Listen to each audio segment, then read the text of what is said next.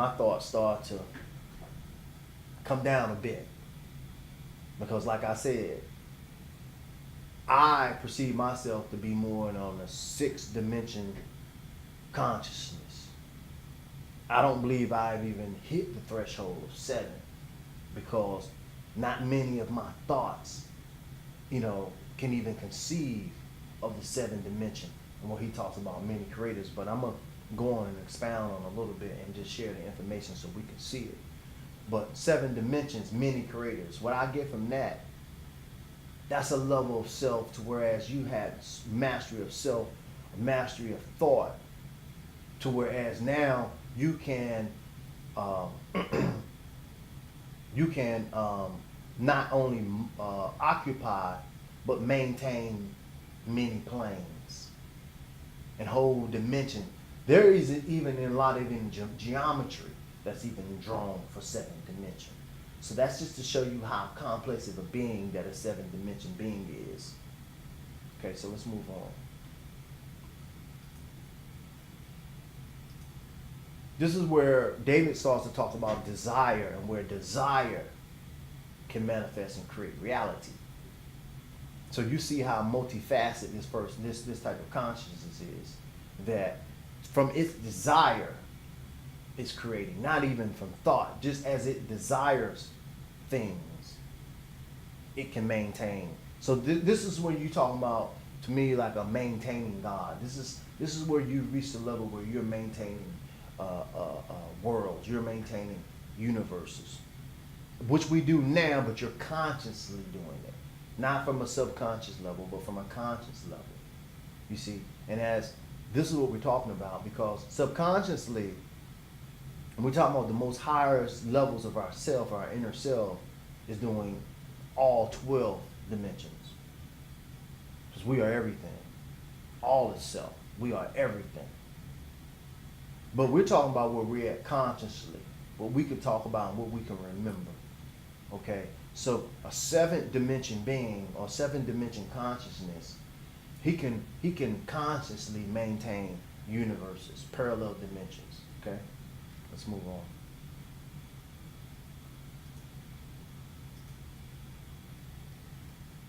Many creators.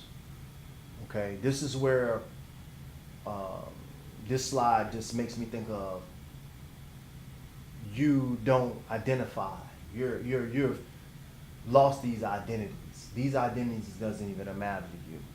You're beyond identity. Like I said, I would think a 7th dimension being would be like an Earth or like a Saturn or like a Venus itself. That type of being. Where it maintains all kind of beings on its surface. Not just inwardly. Like we maintain a lot of beings inwardly, but this is outwardly. They got beings on the surface. Other dimension, other sentient beings or intelligent beings of high levels of consciousness can be maintained. It can maintain those levels of beings. Okay, let's move on. 8. Many creators most likely form many universes as they would form them from themselves. Okay. Now what I get from 8th dimension also, 8th dimension, and we look at 8 and 8, and let's look at this sign right here. This 8. This is infinity. And infinity can be drawn different ways. See how it has a circle, or the Ouroboros, or the snake, or the tail eating itself, and all of this. Infinity. So when you become an 8th dimensional consciousness, that's an infinite. Those are infinite thoughts. Those are infinite. You know, you're no more worried about the physicality of things so much. You're more in an infinite space. You're getting more close to the source, where physicality and maintaining of the physicality is not so much your desire, so much more your function. Let's move on. There's maybe another slide here that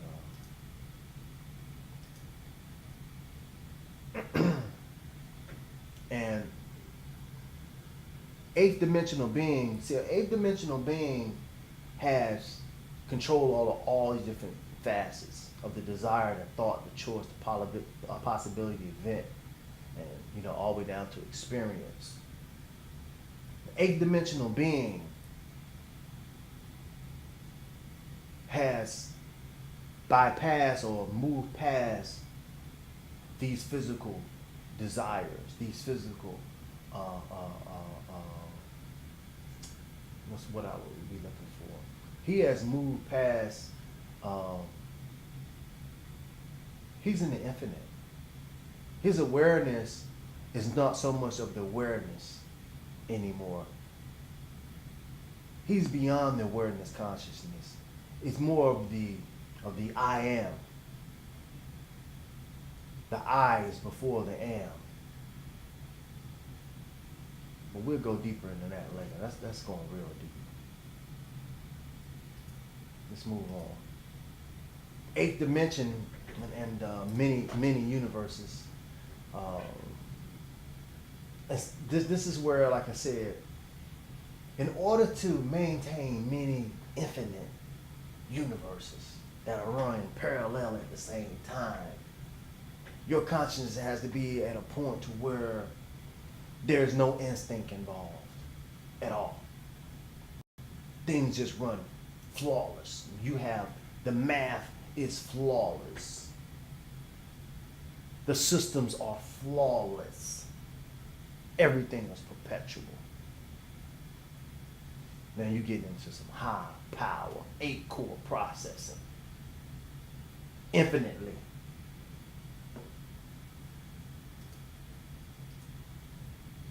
Let's move on to the ninth dimension.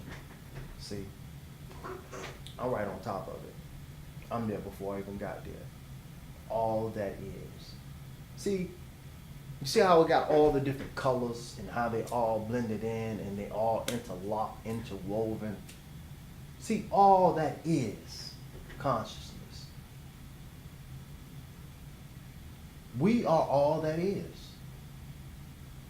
Meaning, in order for all this to work, everything that's created is already created. That's why you are of the begotten. You are before creation because you're all that is. That's a high level of consciousness, a high level of thinking, a high level of being, not even thinking. We're way beyond thought. We're in pure being. All that is. See, this is the consciousness. See, the vision, all of the duality, it's there, but it's all overlapping on top of each other to where it's become one system, one being, one Voltron. All that is. That's the equivalent of all the human beings, the 7 billion, 8 billion, however many it is right now. Everybody just stop and get together on one accord, and we all start synchronistically thinking and moving in one chord, one emotion. Do you imagine how powerful that would be? That's like a transformer just with a billion different parts, and it just forms up on top of. That is the ultimate prime. And that's what we're going to be at some point. This is what this story is basically building up to. Let's move on. All that is. 10th dimension. We're getting up there now. The impossible becomes possible. Even the idea of what I just said, of everything and all that is, knowing, having the awareness that it is all one, that it is all together. Each functioning, everything that you can ever imagine that's ever functioning, all interlocking on one wave of energy, one flow, one existence, which it already is, but becoming aware of that, becoming conscious of that. That's unity thinking. That's singularity. That's the point of singularity. That's the unified field. That's perfect implosion, perfect energy, perfect unity, all working perfectly together, all working perfectly together. Let's move on. Whew. 11th dimension.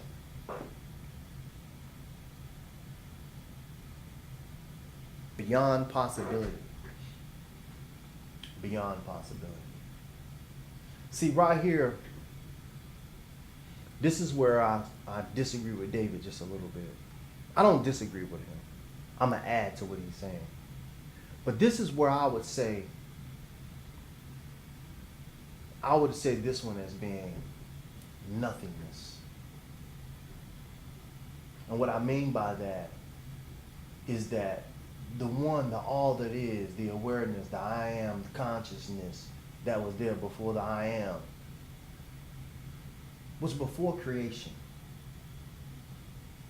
It's infinite, it's absolute. It created creation. So it's beyond or outside of its creation. You can't be above or more higher than something if you're inside of it. So this is the nothingness. This is the nothingness. Let me see what he says for the 12.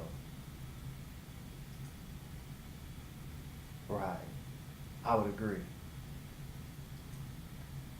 I would agree that we have the 11th, and then we have the 12. The nothingness. In order for you to be the prime creator, then you have to exist outside of creation. So then that's why you have the 12th dimension, the prime. When you understand that you are everything and you are nothing, let me get close to the microphone and say it again. When you understand that you are everything and that you are nothing, this is when you've reached your prime creator consciousness. This is your unity consciousness. This is when you've reached the point of singularity. And when each being reached that point of singularity, we will all come together as the one prime creator. Everything in existence will come together. And the bang will be back to the one, the unity. But it's infinite. So it's going to bang again. And do it a different way. We'll start over again, man. This thing never stops. And this knowledge never stops. So, we just want to just take it back to the very beginning, man. And we just want to just look at everything. And I just want to say, man,